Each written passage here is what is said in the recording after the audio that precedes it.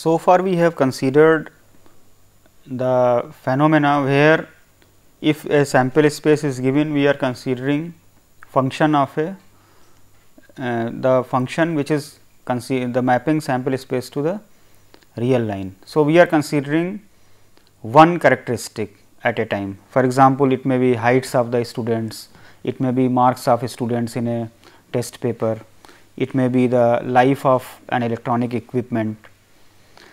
However, so this constitutes the values of a single random variable x. So, we have so far concentrated on the distribution of the random variable x. Many times we are not having the luxury of considering only one characteristic, but several characteristics, such as a patient goes to a doctor for a medical checkup. The doctor takes his say temperature,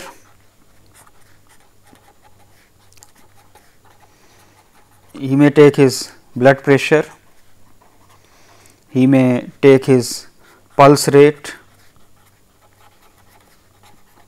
and he may record his say weight. So, for different patients 4 quantities x 1, x 2, x 3, x 4 are recorded. So, here this constitutes a random vector or jointly distributed random variable x 1, x 2, x 3, x 4. So, x is called a random vector. We may be looking at say x 1 as marks in paper 1, x 2 as marks in paper 2, say x 5 marks in paper 5. So, students are studying 5 subjects in a particular semester, and each of them will get different marks in different test papers. So, for each student, if we record x is equal to x 1, x 2, x 3, x 4 and x 5, then this is a random vector or a jointly distributed random variables x 1, x 2, x 3, x 4 and x 5. So, in general, if I am considering x as x 1, x 2, x k, then this is a function from omega into the k dimensional Euclidean space R k. The random variable x was a measurable function from omega into R, that is one dimensional Euclidean space. So, a higher order random variable or a random vector is a function from, it is a measurable function from omega into R k. So, x is measurable function that we have to ensure in order that the probability functions of x are well defined. For convenience, we will restrict attention to 2 dimensional case in the beginning. So, let us consider jointly distributed random variables x, y. So, here x could denote the height of a newborn and y could denote the weight of a newborn baby.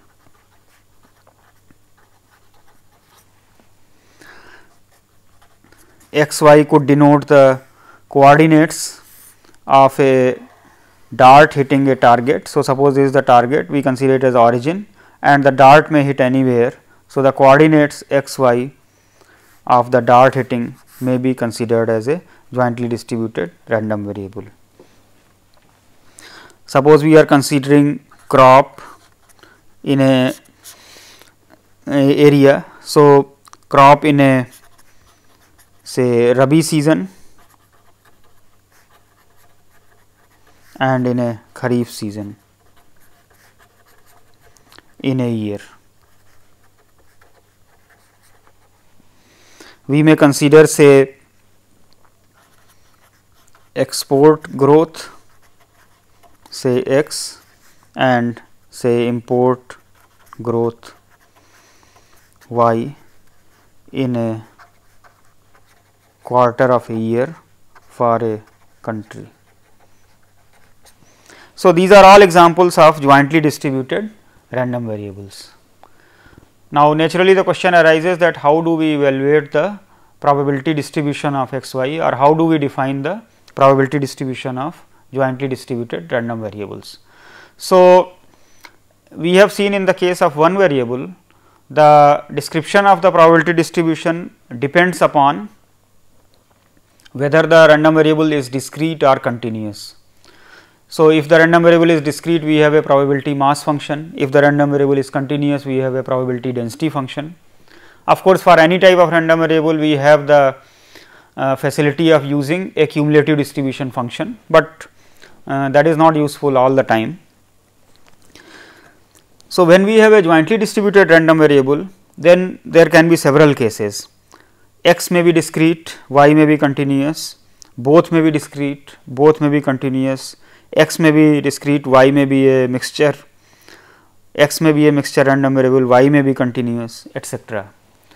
So, in each case the description of the distribution may be of different nature. However, one may make use of the joint CDF, that is probability of x less than or equal to x, y less than or equal to y. This is defined for all x y in the two dimensional plane. So, we will look at the properties of this CDF later on. Firstly, let us consider the case when both x y may be discrete or both x y may be continuous. So, if both x and y are say discrete,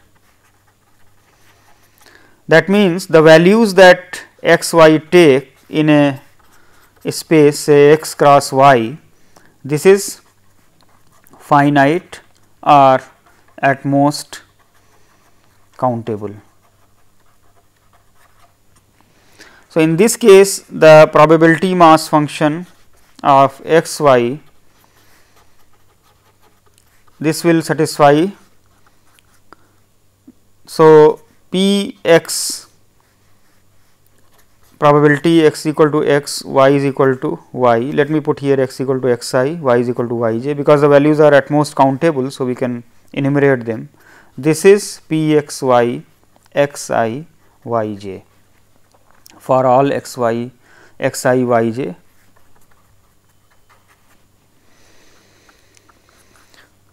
Then this function is always non-negative for all x I y j,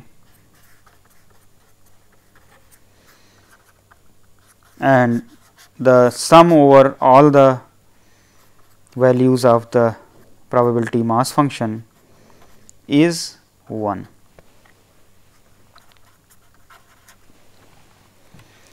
Let us take one example here.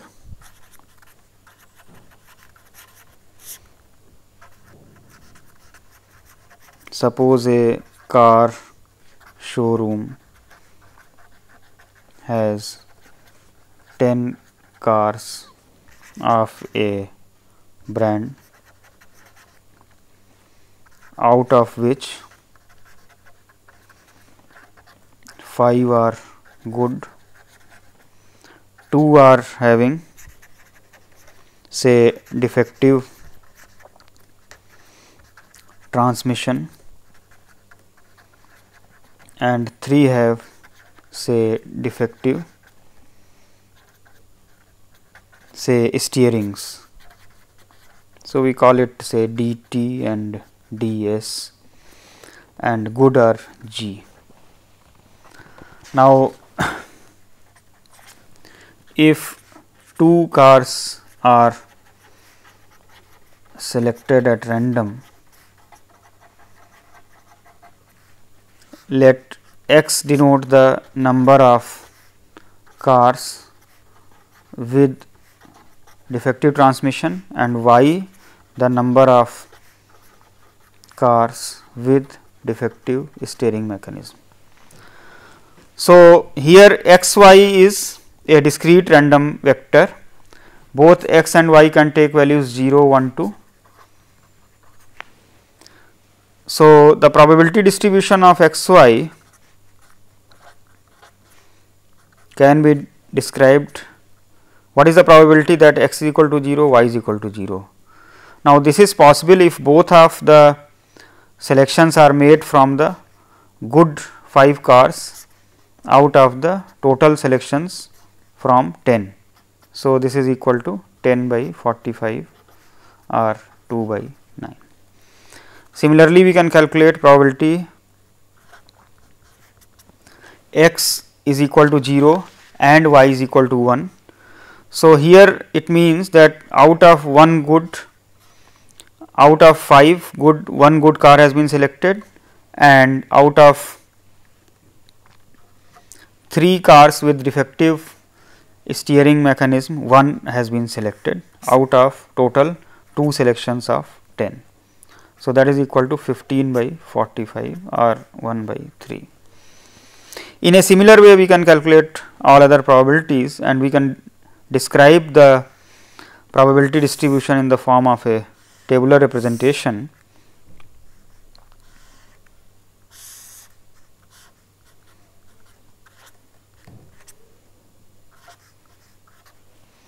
The probability x equal to 0, y is equal to 0 is 10 by 45.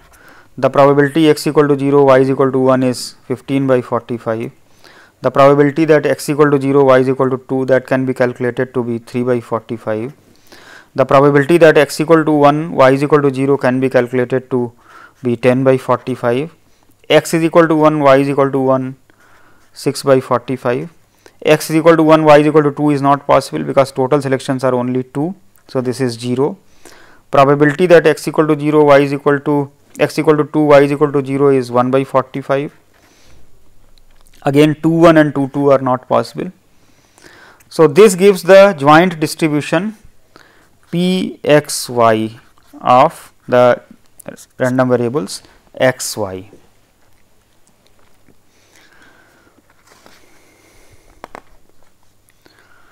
You can look at various probabilities related to random variables x y from here.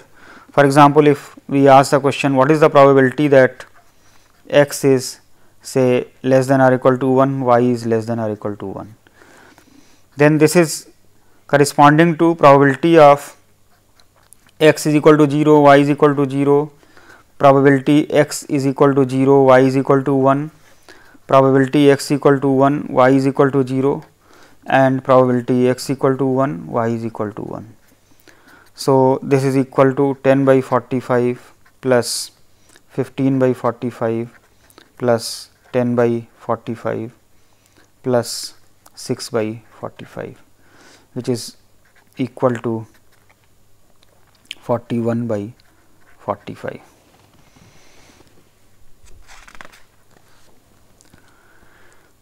We may answer some other questions from here regarding the probabilities. For example, if we ask what is the probability x is say less than 2, that is probability x equal to 0 plus probability x equal to 1. Now, this relates to the probabilities of one random variable when the joint distribution is given. Now, notice here that if I sum row wise, then this will give probability x equal to 0, y is equal to 0, probability x equal to 0, y is equal to 1, probability x equal to 0, y is equal to 2. That means, this will give the distribution of x, that is equal to 28 by 45, 16 by 45 and 1 by 45. Similarly, if I add the columns here, I will get the distribution of y. So, that is 21 by 45, 21 by 45 and 3 by 45. So, now probability x equal to 0 and probability x equal to 1 can be easily obtained as 28 by 45 plus 16 by 45, that is equal to 44 by 45. This process of adding row wise or column wise, this gives rise to the individual distributions of x and y. They are known as marginal distributions. So, in general, the marginal distribution of x is defined as, this is obtained by adding the values of y over the range of this. Similarly, the marginal distribution of y is obtained by adding the joint probability mass function with respect to xi.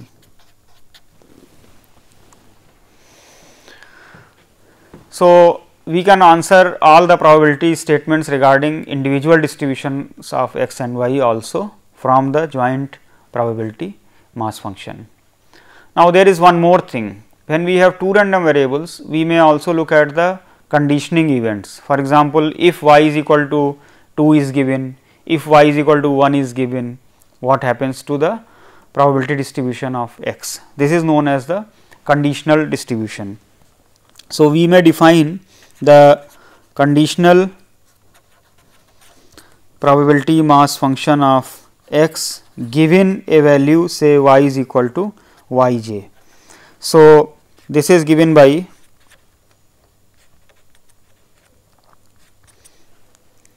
the joint distribution of x and y at x I y j divided by the marginal of this, where x I varies over x. To see that it is a valid probability distribution, let us sum over all the values of x I.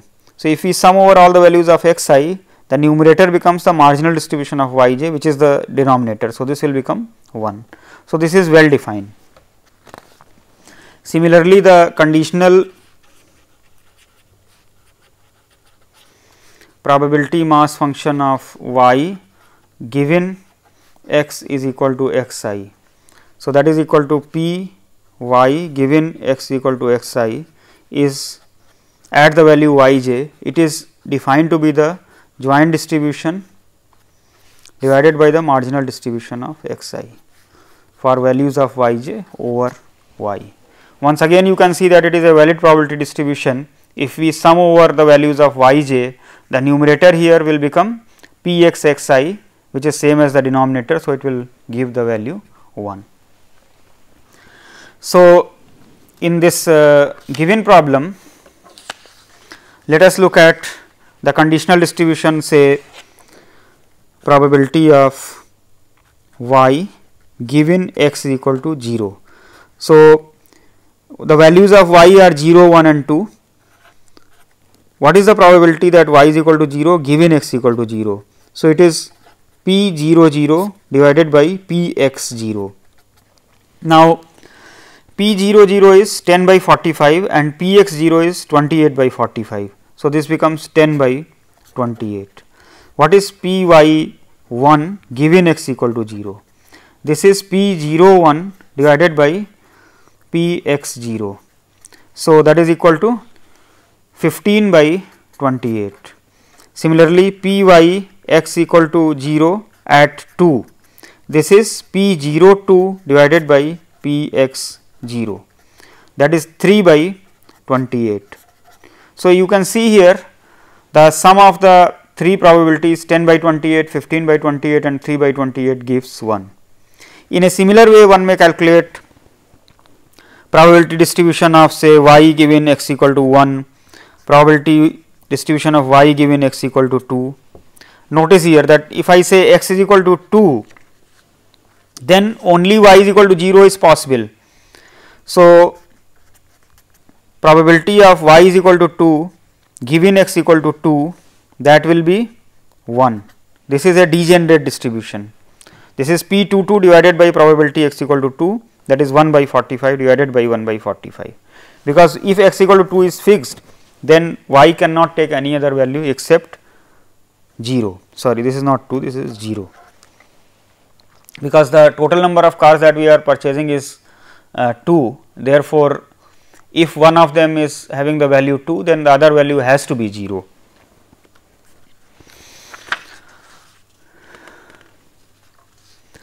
Now, in a if both the random variables are continuous, then we have joint probability density function. So, let us consider, let x and y be both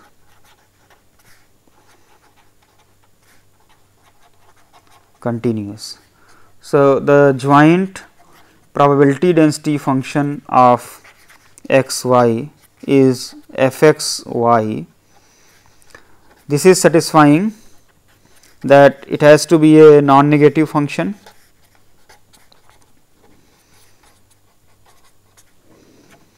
The integral over the whole range with respect to both the random variables is 1. So, here in place of dx dy one may write dy dx also,